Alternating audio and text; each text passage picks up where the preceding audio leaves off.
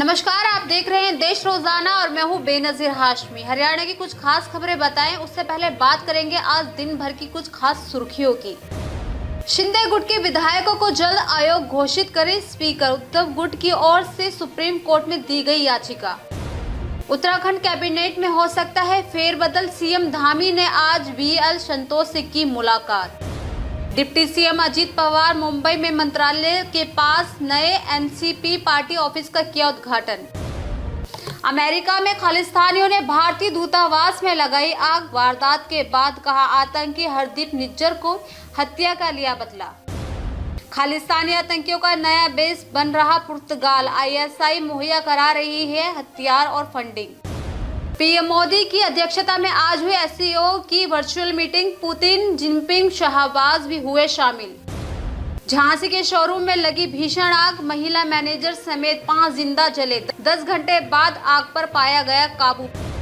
176 करोड़ का tax mastermind Bengaluru airport से किया गया गिरफ्तार। गरीबों के आधार पैन डिटेल लेकर फर्जी कंपनियां बनाई, साथ ही नकली बिल बनाकर सरकार का किया नुकसान।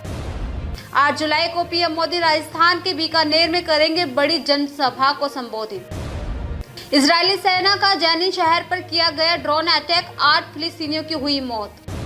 वेस्ट इंडीज में टीम इंडिया ने बीच पर खेला वॉलीबॉल, रोहित, विराट बारबाडोस पहुंचे। मैचों की सीरीज से पहले लगा 1 हफ्ते का प्रैक्टिस कैंप। शेयर बाजार ने बनाया नया ऑल टाइम हाई, सेंसेक्स 65,500 के पार निकला। बजाज फाइनेंस के शेयर में 7% से ज्यादा की तेजी।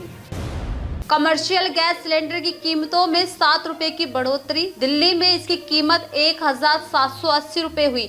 घरेलू एलपीजी सिलेंडर की कीमतों में कोई बदलाव नहीं।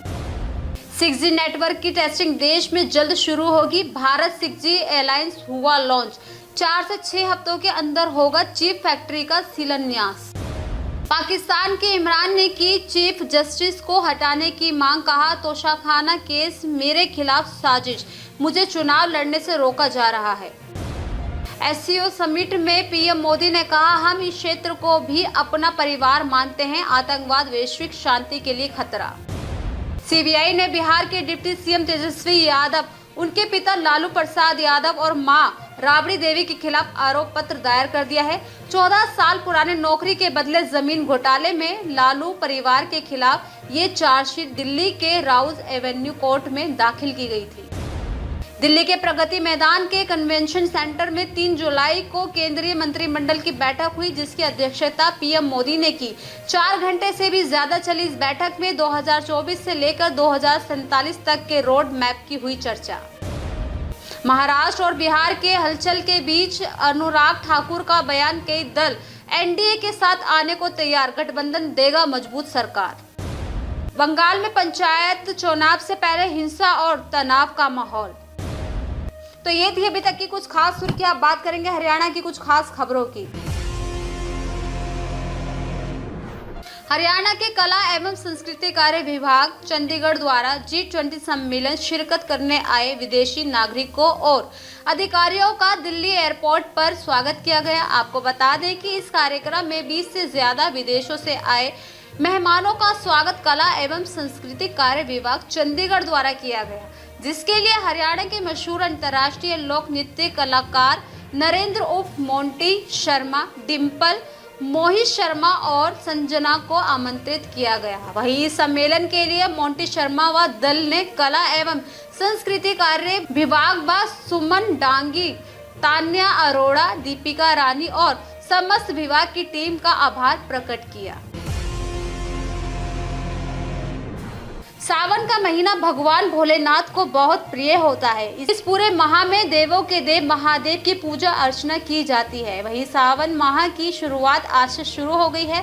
कांवड़ियों का भगवान शिव को खुश करने के लिए हरिद्वार कांवड़ लेने के लिए रवाना हो चुके हैं, तो वहीं कांवड़ियों में काफी उत्साह देखने को मिल रहा है। बोलो, क्या नाम है? उमेश कुमार। कांवड़ लेने जा रहे हो, कैसा उत्साह देखने को मिल रहा है? बहुत उत्साह रहता है भैया, बहुत उत्साह रहता है, पूरे सालों साल का उत्साह रहता है। मैं 4थी बार कांवड़ लेने जा रहा हूँ, बहुत मन लगता है। कहाँ जाओगे कांवड़ लेने? कहाँ से उठाओगे? मैं फरीदाबाद से जा रहा हूँ। फरीदाबाद से हम जल उठाएंगे। उससे 6 तारीख को जल उठाओगे? कब को? 6 तारीख को जल उठाएंगे और 15 तारीख का भोले बाबा का जल है।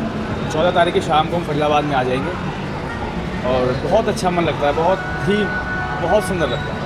तो इंतजार रहता है, बहुत इंतजार रहता है, बहुत ही मनपसंद रहता है। जब भी कभी भोले की कावड़ के लिए होता है ना कि पूरे परिवार में आसपास भी सभी का माहौल बहुत ही उत्साह वाला होता है, सभी लोग कहते हैं बहुत अच्छा भाई।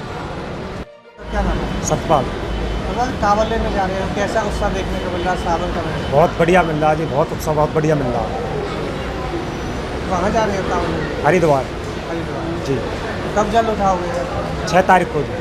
पहली बार जा रहे हैं या दूसरी गाँव दूसरी बार? जी। तो कैसी सुविधा मिल रही है? अगर यहाँ बस की बात करें तो बस की देखो जी, सुबह से खड़े हैं यहाँ पर, अभी तक तो कोई बस आई नहीं। 11:30 बजे की बस बताई हुई है, 11:30 बजे आएगी। 11:30 बजे की बता जी। रहे हैं।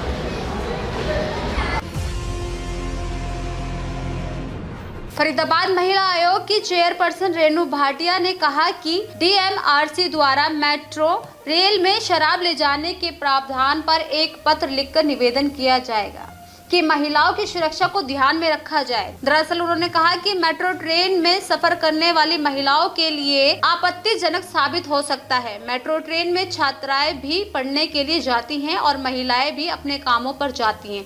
जब शराब मेट्रो में जाएगी तो वहां पर कुछ गलत होने की संभावना बनी रहेगी। इसी के मद्देनजर महिलाओं की सुरक्षा को देखते हुए डीएमआरसी को पत्र लिखकर उनसे निवेदन भी करेंगी।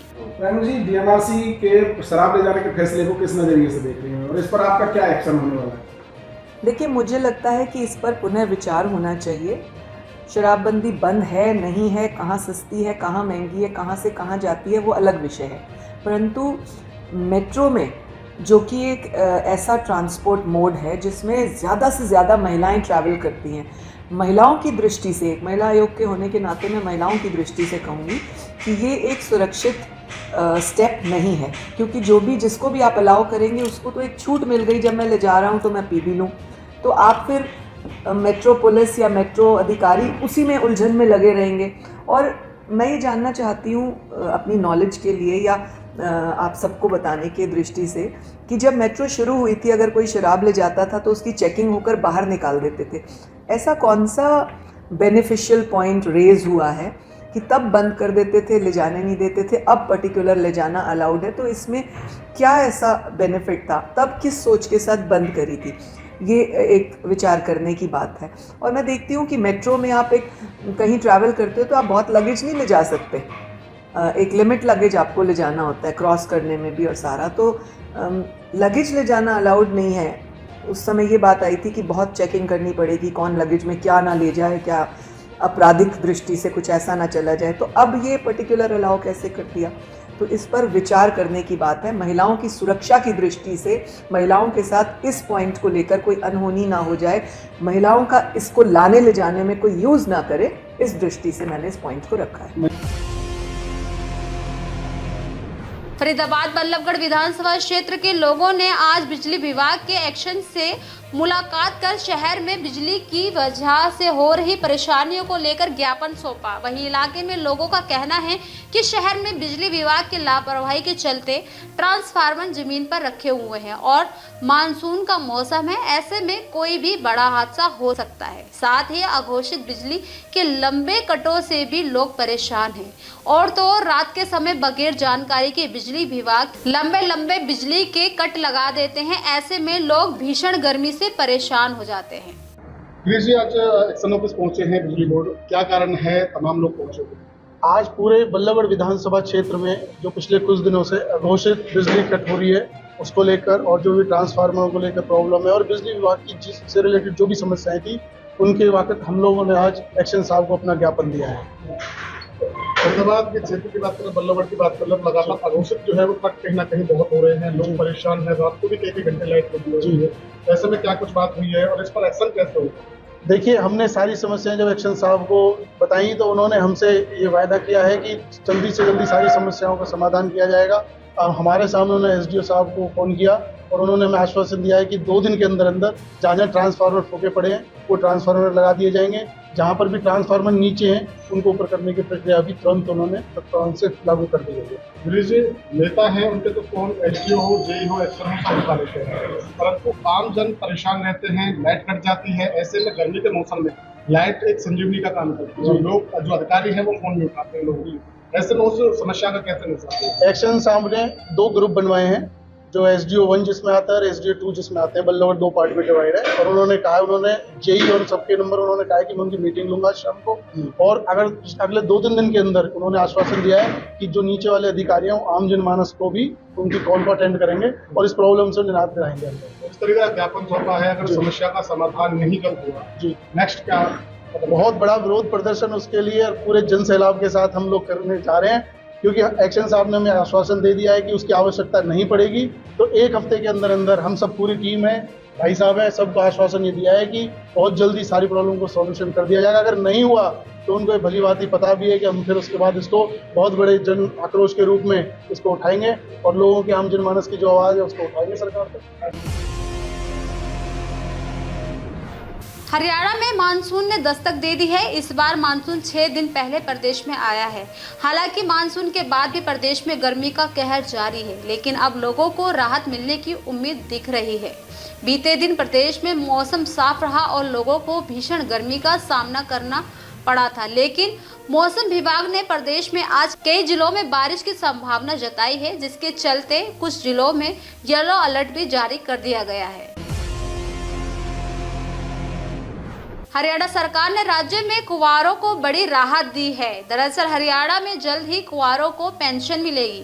आपको बता दें कि एक जनसंवाद कार्यक्रम के दौरान एक 60 साल के अविवाहित बुजुर्ग की मांग पर सीएम मनोहर लाल ने यह फैसला लिया। इसका फायदा 45 से 60 साल तक के अविवाहित पुरुष और महिलाएं ले सकेंगे।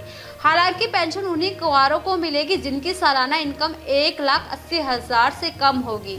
सीएम ऑफिस की तरफ से तैयार रिपोर्ट के मुताबिक इस स्कीम से 1.25 लाख कुंवारों को पेंशन का लाभ मिल सकता है। ग्रेटर फरीदाबाद सेक्टर 46 स्थित एकॉर्ड सुपर स्पेशलिस्ट हॉस्पिटल में एक बड़ी प्रेस वार्ता का आयोजन किया गया। देखिए एक रिपोर्ट। सर, प्रेस कॉन्फ्रेंस रखी है, क्या है जानकारी? देखिए, ये प्रेस कॉन्फ्रेंस हमने रखी थी ये बताने के लिए कि लद्दाख की सरकार के साथ में एकॉर्ड फाउंडेशन, जो कि एक चैरिटेबल ऑर्गेनाइजेशन है जिसका एक एकॉर्ड हॉस्पिटल के साथ में ताल्लुक़ है, सेम प्रमोटर्स ने मिलकर ये फाउंडेशन क्रिएट की है, जिससे कि हम दूर दराज के इलाकों में जाकर, पास के गाँव में जाकर लोगों को हेल्थ केयर के बारे में जागरूक कर सकें। उसके तहत लद्दाख की सरकार के साथ में हमने एक टेलीमेडिसिन की मुहिम शुरू की है, जिसके लिए उनके साथ में हमारा MOU हो गया है और उस प्रोसेस को अभी हम आगे लेकर जा रहे हैं। इस महीने के अंत तक वहाँ पर एक टेलीमेडिसिन सेंटर हम शुरू कर देंगे। समय के साथ में वहाँ की पूरी पॉपुलेशन के साथ हम लग के उस पूरी जगह का हेल्थ केयर का एनवायरनमेंट कुछ चेंज करने की कोशिश करें, जहाँ पर सुपर स्पेशलिटीज़ जैसे हार्ट है, घुटने हैं, किडनी है, जच्चा बच्चा है, इन सारे एरियाज़ में उन तक इंफॉर्मेशन पहुंच सके, जहां पर जितनी हो सके उनको हेल्थ केयर में हम फैसिलिटीज़ और दे पाएँ। लगभग कितने पेशेंट की अब तक जाँच हो चुकी है और कितना सफल जाँच हुई है? टेलीमेडिसिन का सेंटर तो हमारा इस महीने के अंत तक शुरू होगा। इससे पहले हम वहाँ पर कैंप कर चुके हैं, जहाँ पर 800 के करीब मरीज़ों का हम उनको देखकर उनके डायग्नोसिस और आगे के इलाज की व्यवस्था हम सरकार के साथ मिलकर प्रपोज कर चुके हैं। तो ये थी अभी तक की कुछ खास खबरें। कल फिर होगी मुलाकात ऐसे ही कुछ खबरों के साथ। तब तक के लिए बने रहिए हमारे साथ और देखते रहिए देश रोजाना। नमस्कार। हमारे साथ जुड़े रहने के लिए देखते रहिए देश रोजाना का YouTube चैनल सब्सक्राइब कीजिए। साथ ही देश रोजाना की खबरें सबसे पहले देखने के लिए प्रेस कीजिए बेल आइकन।